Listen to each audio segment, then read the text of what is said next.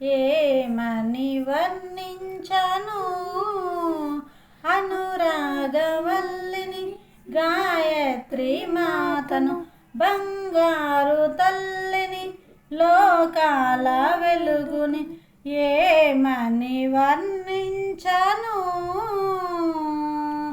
చందమామలాగా చల్లగా ఉంటుంది, పాలవెల్లి ఓలే ప్రేమతో ఉంటుంది, ఏడేడు లోకాలు ఏలుతూ ఉంటుంది, చిరునవ్వు వెన్నెలలు చిలుకుతూ ఉంటుంది.